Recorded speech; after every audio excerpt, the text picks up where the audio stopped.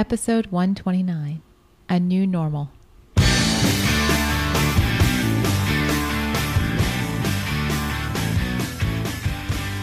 Welcome back to One Extraordinary Marriage, where we talk about life, love, and the pursuit of intimacy.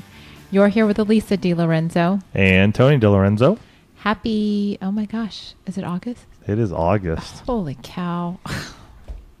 The summer's flying by. I know we've said that probably a few times this summer, but it's hard to believe. Yep. We're almost on to vacation time for us. Ooh, which means we need to podcast before we go on vacation.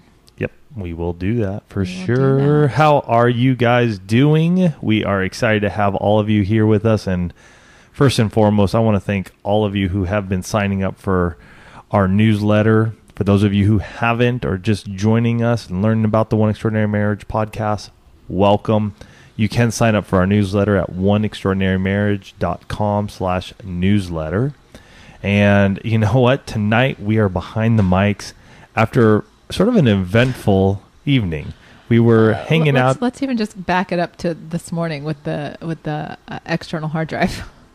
Oh, I mean, it kind of has been one of those days. Yeah, my external hard drive that housed all my backups for the first 115 or so, 116 episodes of the One Extraordinary Marriage podcast decided to go kaput. Bye-bye. No way to access any of those files ever again. So that started today, and I had a good buddy of mine who works for Viasat, and that's like his big thing that he even does for that company, which is a big tech company, and they do like government stuff and high security stuff. I mean, this is what he does for them. He even took a stab at it, and he's just like, Tony, there's no way you're going to get any of that information back. So that was a downside. Nice side is I found a nice terabyte up at Costco for $80. So everything from about 115 on went to there. Going to put stuff on the cloud from now on as well. And I also have to go back and find all the others via the server. So fabulous. That was this morning. And then tonight, we do our laundry on the weekends, not unheard of for most of you, I'm sure. And I walk out, 7:15. We're 15, 20 minutes away from putting the kids to bed, and our garage is flooded. Our washing machine is in the garage, and there's just water all over the floor. And it's not a line or anything like that. It's the actual washing machine has sort of stopped. Stopped spinning, but water is just coming out from the top. Mm-hmm.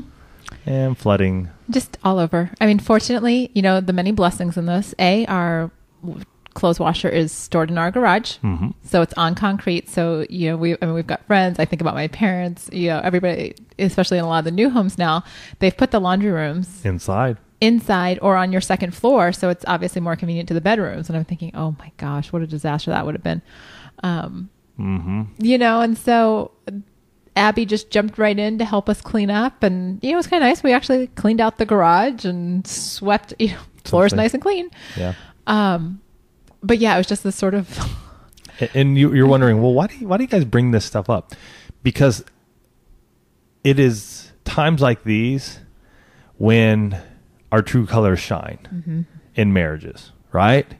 Because if you guys are anything like us, these little instances can really set you off and take you down a path that you weren't expecting. For me, with the hard drive, it is what it is. Man, I am bummed. It's my fault too for not backing up in other places. Luckily, we do have all the files on our server at oneextraordinarymarriage.com.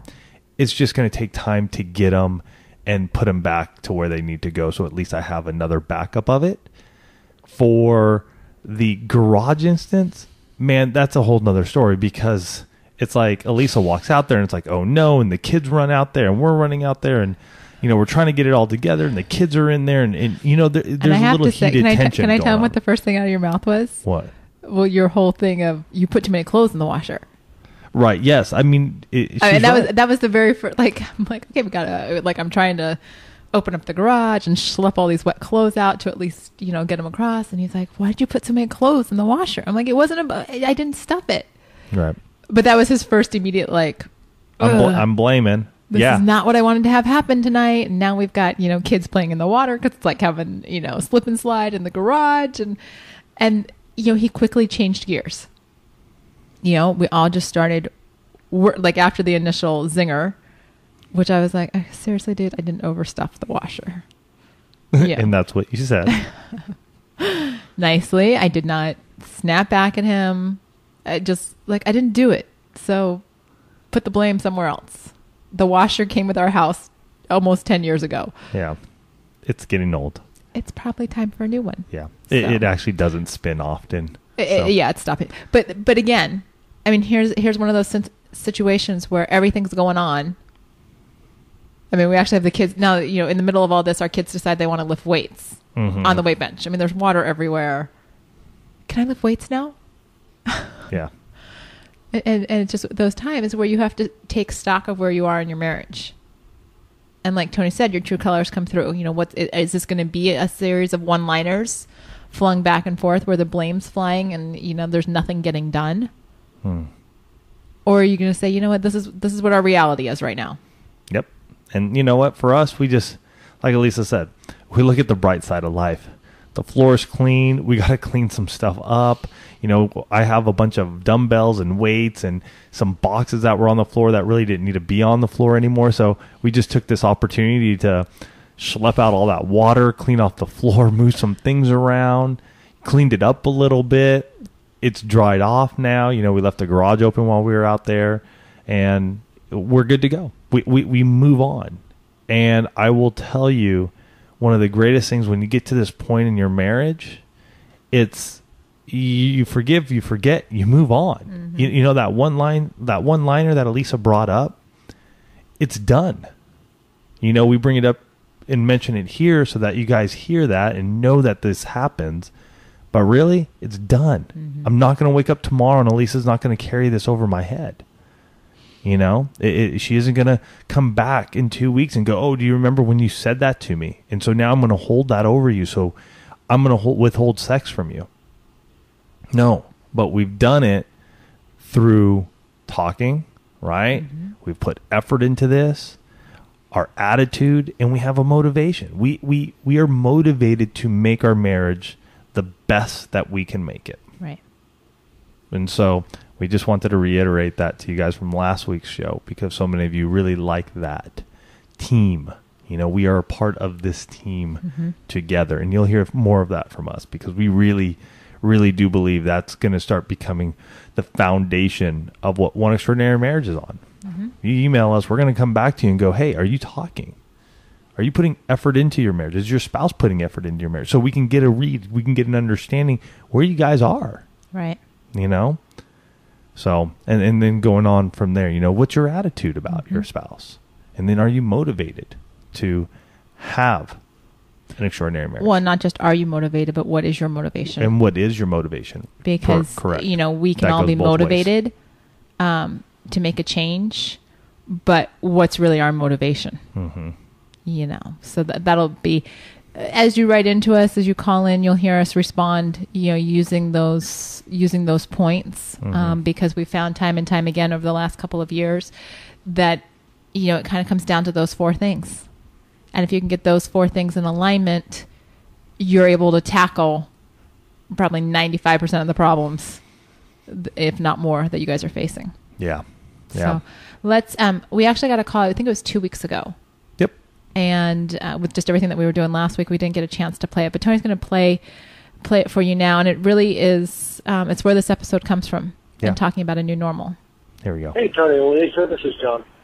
And I am calling from Illinois, but I started listening to your podcast in Germany, if that helps you check off another box. Yep.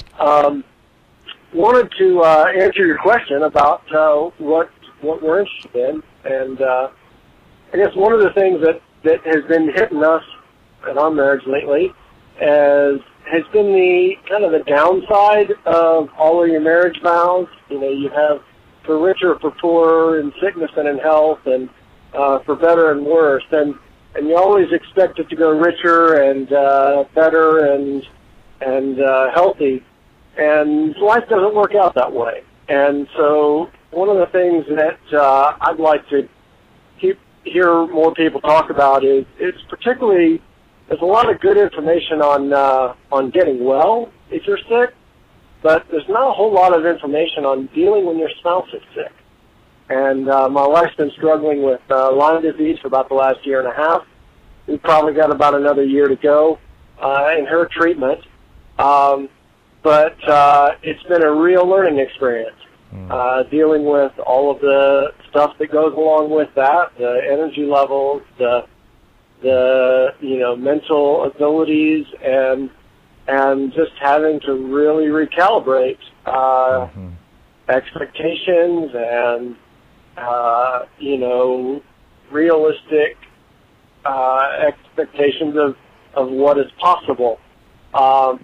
And all of the books and all of the advice people and self-help folks will say, well, just go get it. And that works real well if you're dealing with two healthy people. But it doesn't always work so well if one of you is sick.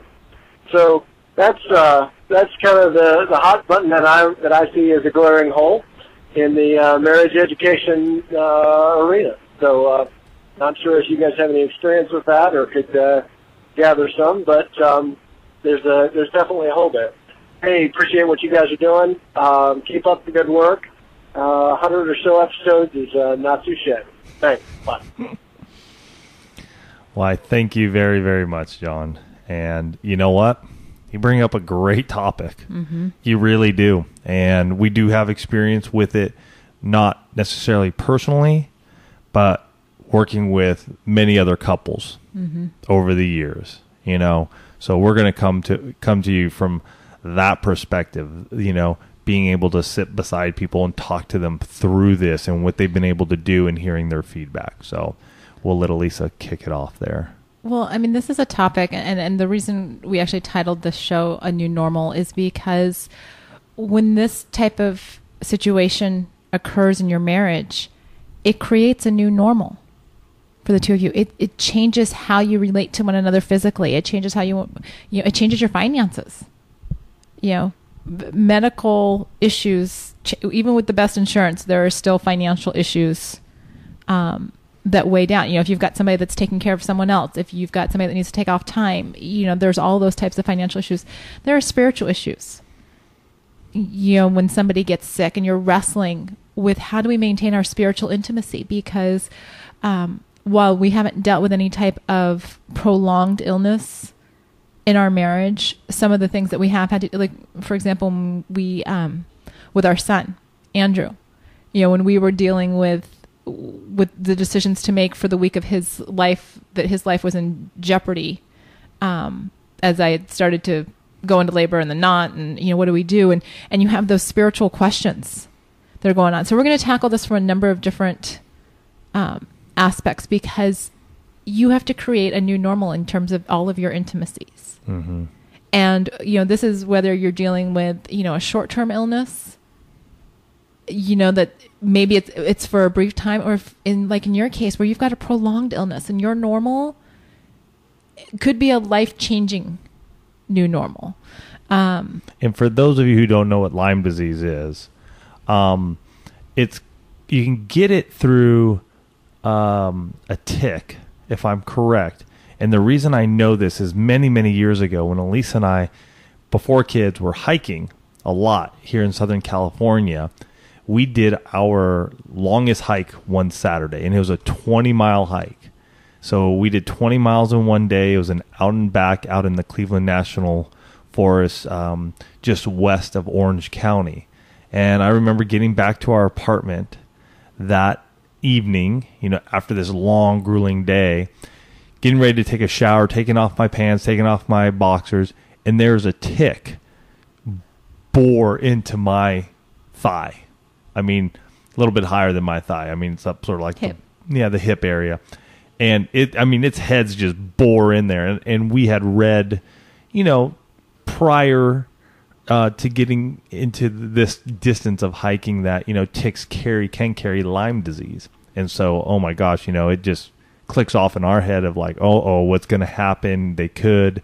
Well, Lisa ends up pulling this thing out, flushes it down the toilet, never to be found again. We didn't know any better. We didn't know any better. We end up going to the hospital because why? I don't remember. I think your mother told us we had to. Yeah. Maybe my mom. We were very young in our marriage, and yeah. Tony calls and tells his mom he's got a tick, and she's like, "Get to the emergency room." So we go to the emergency room. They go, "Well, where's the tick?" We go, "Well, we flushed it down the toilet." So we were in a state of anxiety for some time because we started reading about Lyme disease and what it can have. I mean, it can have a pretty major neurological effect on you. Well, and I just, obviously you can find anything you want to know on the internet, but it is a bacterial infection, spread through the tick, like you were saying, but there are 3 different stages of Lyme disease, but in stage 2, you can have paralysis or weakness in the muscles of the face, muscle pain or pain and swelling in the knees and other large joints, heart problems. The stage 3, you can have abnormal muscle movement, muscle weakness, numbness and tingling, speech problems. So, So John and his wife right now, for those of you listening, and John obviously can probably give us a much better detail of what's happening. They're going through a pretty tough time. Mm-hmm. This isn't some like, hey, my belly's aching and I got the flu. I mean, they have gone through some tough stuff, and I'm sure many of you have also dealt with sickness prolonged that have impacted your marriage. Mm-hmm. And it's, I actually had a great conversation this afternoon with a girlfriend who's been dealing with a breast cancer diagnosis and everything that comes with that. And, just talking about her, watching her and her husband interact with each other. And yes, their physical intimacy changed for a period of time while she was going through her treatment and, her medical procedures and whatnot.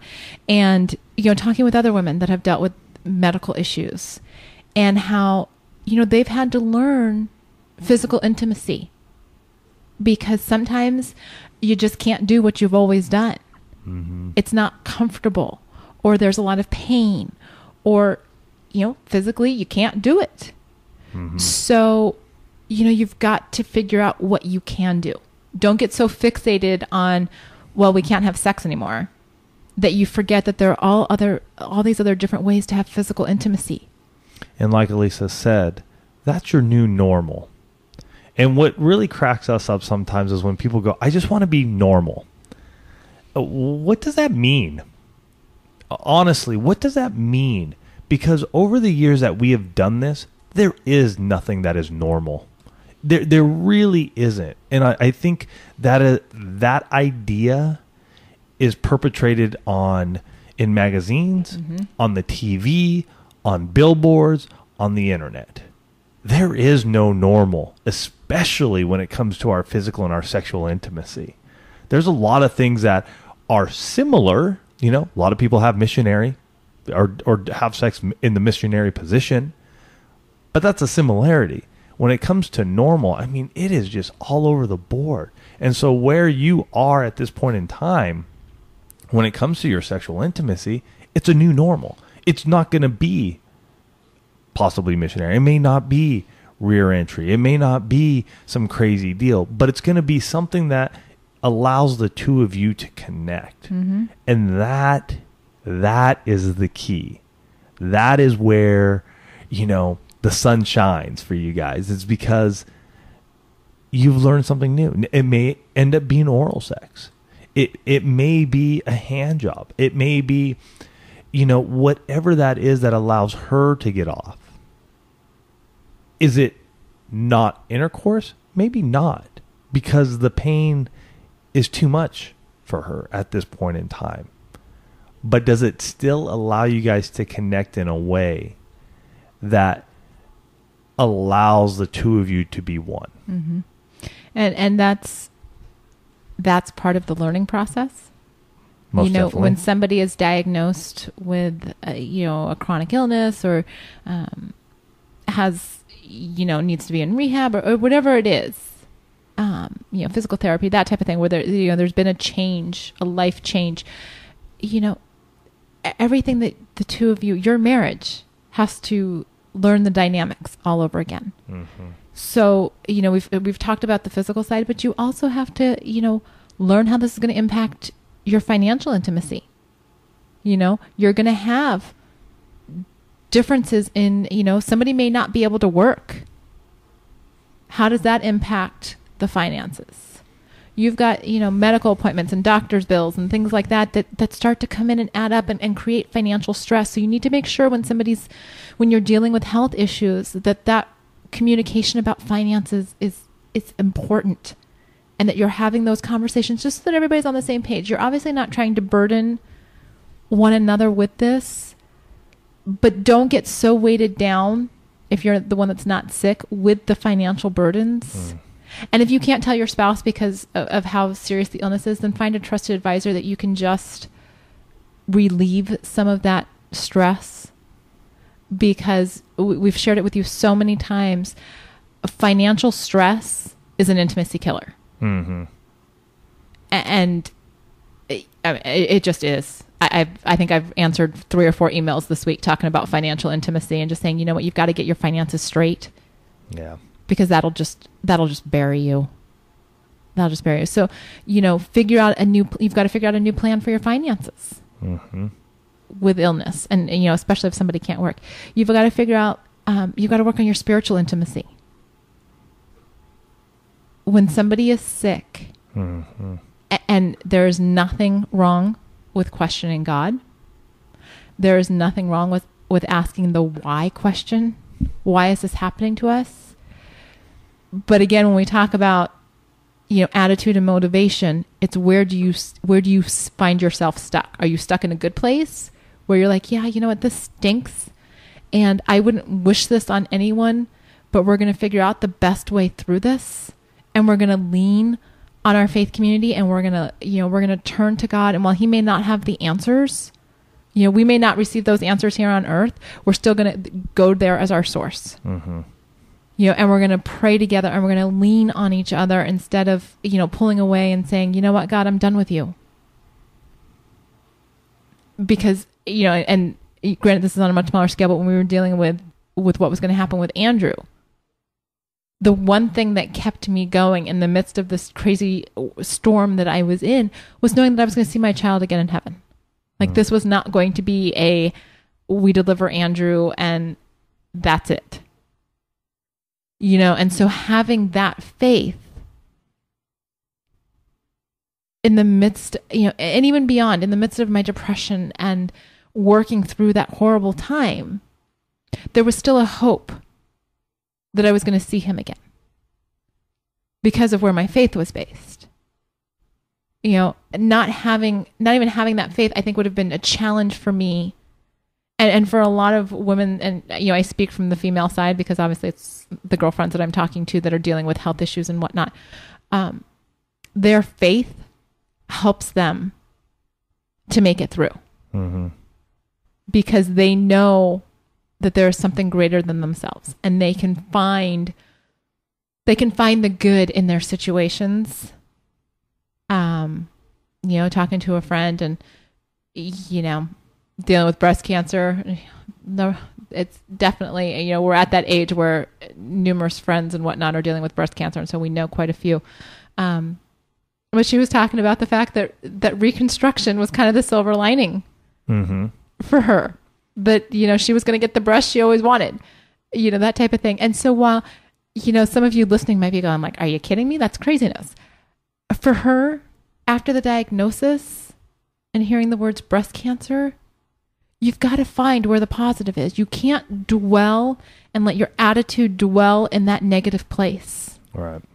Because it'll kill your intimacy. If you are dwelling in that place where, you know what, this is just, it's awful and no good will come out of this.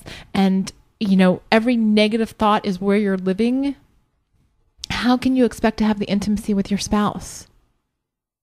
Male or female, Right. I mean, if it's a guy and he's just burdened by a diagnosis, then, you need to be able to pray together and to have that spiritual intimacy. Male or female, you've got to lean on each other and lean on God. But again, it is okay to question. Yeah. And that's normal and that's human. And, you've got to go there. you've also got to focus on again, what can you do? What can you do from a recreational standpoint? Can I jump in on the spiritual? Oh, yeah. I think some of the good things there is that you find something that touches both of you. And for the most part, each and every week, you guys are connecting there. Mm-hmm. And again, this is a new normal, where before it may have been, you're on par to do it 6 or 7 nights a week. Maybe because of what's happening, you're only making it 2 or 3 nights a week or days or whatever it is. That's okay. Don't put the burden upon yourselves. Don't feel shame. Don't feel guilt because you're not doing it like you used to do it. It's okay where you're at because you're going through a time and going through some big issues here, right? And so what I don't want you to feel is I don't want you guys to feel guilty because you're doing less than what you were doing before. Do you notice this, that we go through life and we're on a high and we're just like, yeah, I'm doing this and I got this going on and this going on. And then all of a sudden, boom, you get sucker punched with something like this. You're going through Lyme disease. You're going through cancer. You're going through, maybe your spouse has type 2 diabetes or whatever could be happening, a car wreck, drug addiction, those are illnesses, all of them. And you're going along, you're like, man, I've been so rock solid in my faith and I've been doing it 6-7 days a week. And now all of a sudden I'm doing 2 or 3. And I see it in people. They get so down. They're like, man, I can't do it. I haven't been able to do it like I used to and this. And I'm thinking, well, how many days are you doing it? Well, 2 or 3. Well, what's on your plate now? Mm-hmm. Look at how much more you've had to take in.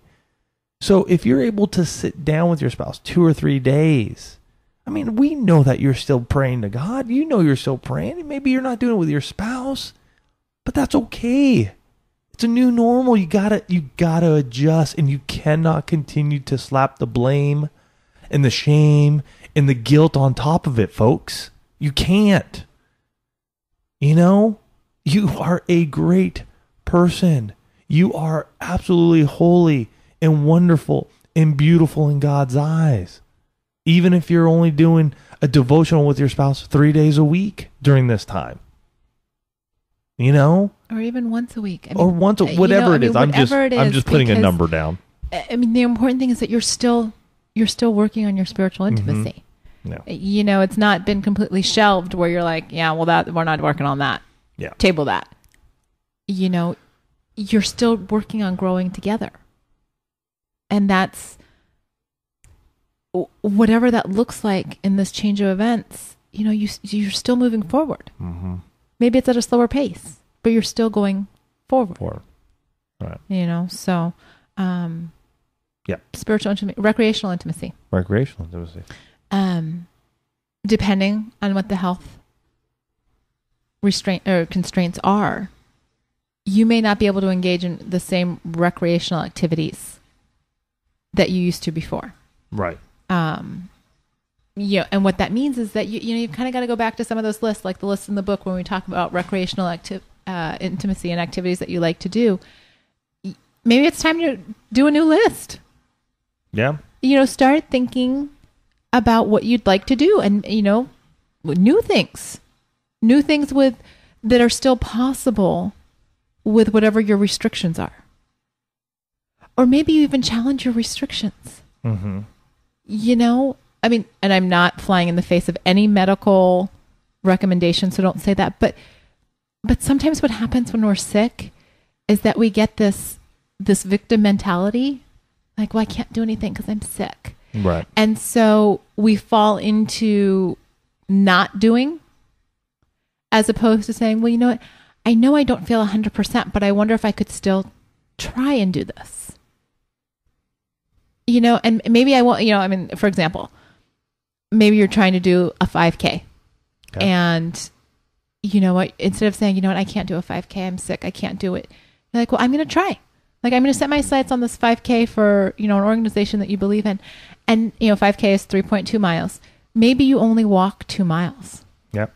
Maybe that's all you physically can do, but you know what? You did it. You did it because you got up and you moved. Yep. And it's something your spouse can do with you. I mean, you guys can walk holding hands. You can, maybe you can ride a bike. Maybe you can find different activities that you haven't done before that now you want to try because life is different. So don't stop doing, because when you stop moving, then you really do start dying. And you still got to move, folks. You got to get out there and you got to do those things with your spouse to just do stuff together. Right. Go take a cooking class, go watch a movie, get out of the house. Because sometimes when we're sick, that's the other thing that happens. We become shut in because it's easier sometimes. We don't want people to stare at us if there's been, physical changes. But at the same time, when you don't go out, you lose the ability to connect with the world. Right. And you lose your sense of connectedness with others. Yes, people are going to stare. Yes, people are going to make rude comments. That's unfortunately, that's human nature. And I can't protect you. There's nothing I can say that would protect you from that. But if you're going with your spouse, guess what? The one who will protect you and defend you to the ends of the earth is right there by you. So even if you have some idiot say the most ridiculous thing, your spouse is going to be right there either to defend your honor or to turn it into something really, really funny so that you both start laughing at how much of an idiot that person was. I mean, let's face it, you guys probably do that now every once in a while when you see something really stupid. Sorry, I stumbled over the word stupid because we aren't allowed to say that around our kids. So I started stupid. But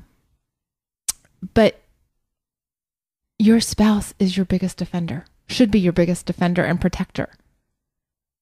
And it's gal I was talking to this week, she's getting ready to have another procedure. And I said, well, if you need anything, let me know this.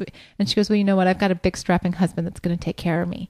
Yeah. And I loved the way she said that. It wasn't that she wouldn't turn to others for help if she didn't need it, but just her reliance on her husband to say, you know what? He's got my back. She was telling me how he's going to be at the hospital with her that day and how, he's just going to have his book and he's just going to, he's going to take her to the hospital. And when it's all done, he's going to bring her home and take care of her. And you could just tell how much better she felt about what was coming up because he's got her back. Yeah. And so what are they doing in the meantime? They're going to concerts and they're doing this other, these other things because you know what? Right now she can't. And can I go back to the physical part of these things too? I know we talk about sex here a lot. I know that. It's an understatement, but okay, go ahead. Right. But you know what? This might just be a time where you're doing more of the touches, the hugs, the kisses. You're going back to that point. Very interesting. A good buddy of mine, his wife went through surgery, and with the surgery, they could not have sex for 8 weeks. 8 weeks. And he said, you know what, Tony? It was a blessing. And I was like, really? Go tell me more. I want to hear how this was a blessing. And he goes, well, before this, he goes, we were having some issues. And I said, yeah, I know. We talked about that. And he goes, well, you know what? It just made me realize how special she is. And not because I want to have sex with her, but because of who she is. And he goes, during that time we weren't able to have sex. He goes, but we made it a point to just hold hands more often, to hug each other more often, to kiss more often. He goes, I realized how I brushed those aside so often because all I was doing was pursuing having sex with her. And he goes, it just made me realize during this time that when I couldn't, we found other ways that kept us connected, which he goes, in turn, has allowed us now that we've been able to get back into having sex, that it's much more special. Now for John and you guys, it's a little longer. I mean, you guys are going to go almost on 2.5, maybe 3 years. Mm-hmm. So I'm not saying that's what you guys got to do, but it might just be at those low points. Because if I'm right with Lyme disease, it can sort of cycle as well, if I'm correct. I don't remember. Think so. I'd have to look that up. Mm-hmm. But maybe it's, it's during those cycles that you guys know when it's low, and we are going to be connecting with each other by holding hands, by kissing, by hugging. That is our normal. When you're on the higher, when it's swinging up, well then, hey, how about we're able to have sex? That is not hurtful. And when I say hurtful, it doesn't hurt her or you or either of you during that time. So something I just wanted to bring up because, sometimes when we can step away and just go, okay, you know what? The bigger picture is we just need to connect. Mm-hmm. We just need to be able to continue to connect. And, the financial issue, wow, that just brings a lot of stress. So folks, please talk about it to each other about that. Be open, be honest. What's going on. Don't hide the bills. I understand you want to protect your spouse, and maybe, your spouse has said, hey, just handle this right now for me. I would say the spouse who is sick, I know you're hurting. I know it. But at the same time, just allow your spouse to just say, hey, some bills came in. We got to handle this. I'm trying to make ends meet. Understand that your spouse is there protecting you, but he or she still needs you there. You still need to be present. Can't just be, out for the count and woe is me. Because and that's my attitude. I gotta say this is the way I look at life, man. The glass is half full. We're gonna make it through. Well, and it's the first thing that we talk about with team. It's talking, and that's when you're faced with a new normal, you have to talk through all of these different aspects. You have to talk through how your life has changed. Don't assume or make judgments on what your spouse is feeling or thinking. As we've learned from some of our listeners over the past who have dealt with, chronic diseases, sometimes you don't talk about it. And then, before you know it, you two are sleeping in opposite sides of the house and you're wondering if this is what the rest of your marriage is going to look like. Whereas a little communication goes a long way, and you might just discover that there are different ways to bring intimacy into your marriage. We've shared these stories on the podcast. There's one couple in particular. You know who I'm talking about? I can't think of his first name right now. He was sleeping downstairs in the chair and she was upstairs in the bedroom. Chuck, thank you. I'm totally spacing because I know we were talking about John earlier, and I'm like, but here's Chuck. Finds it very uncomfortable to sleep in his bed and has for a while. He and his wife are basically, two strangers living in this house because she sleeps by herself up in the bedroom and he sleeps by himself in the recliner because that's the most comfortable position. They're in a sexless marriage. And then they start talking and realizing that they both desire intimacy. There's just some physical limitations there. So Chuck goes and makes the effort to see what he can do to change that. His wife makes the effort to say, you know what, if you're upstairs in our bedroom, game on. Mm-hmm. And then they change their attitude. Yeah, and really that's what hers was. Hers was more a change of an attitude to say, you know what, I'm game if you are, buddy.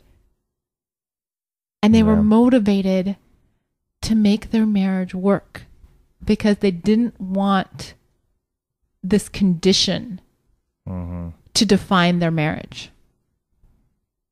It happened within the framework of their marriage. And really, that's what illness does. It happens within the framework of our marriage. But it doesn't have to be the definition of your marriage. And you don't have to let it destroy your marriage if you're willing to talk, put forth effort.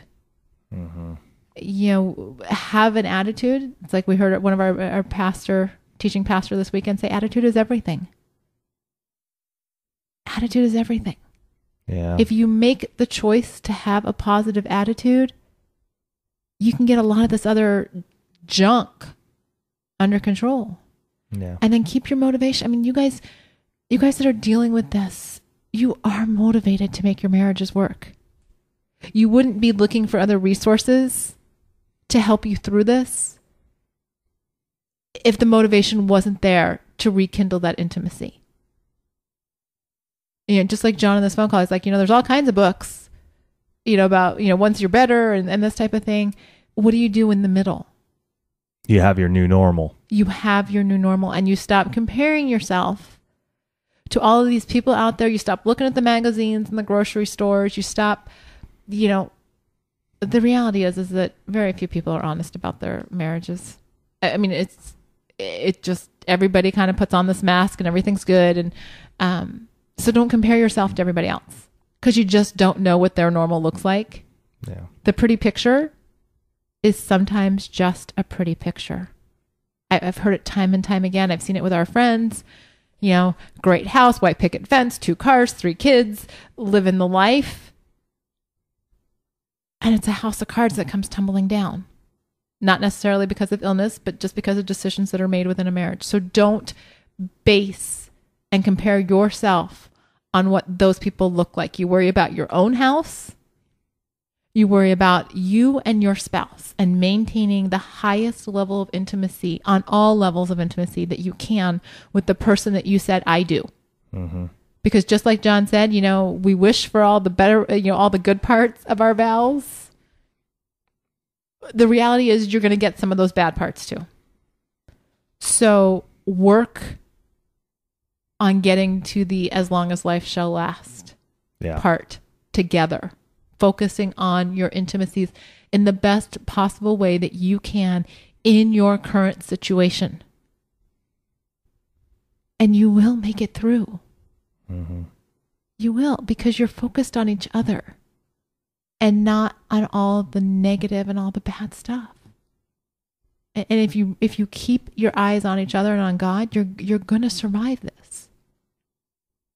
Yeah, I think we're going to close it there, you guys. I mean, Elisa hit it on the head. Look at your new normal.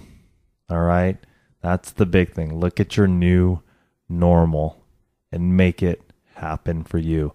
For those of you who have gone through long-term illness with a spouse, we want to hear from you. The community needs to hear from you. So call in 858-876-5663 or hit us in an email, info@oneextraordinarymarriage.com. Do you guys know that you impact thousands and thousands of listeners the world over? They need to hear your voice because you can impact somebody today.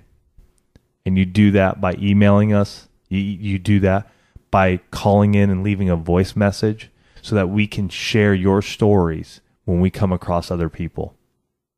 You guys got a story that we need to hear, that the One Extraordinary Marriage community needs to hear. So don't hesitate. You pick up your phone, 858-876-5663 or info@oneextraordinarymarriage.com, and you share it. You can also go to oneextraordinarymarriage.com, episode 129 here, and you can leave your comment. That allows anybody who's searching and seeing, and when we put that up on Twitter and Facebook, they can see what's happening, in your life, how you are dealing with a spouse who is sick, or you being the spouse who is sick. All right. And lastly, make sure you sign up for our newsletter. You can get that at oneextraordinarymarriage.com/newsletter. We give you all sorts of great tips and highlights and great info there. Stuff you won't even see on the website and stuff we don't even talk about on the podcast. So with that, we love you guys. We hope you have a fantastic week, and we'll catch you next week. Love you.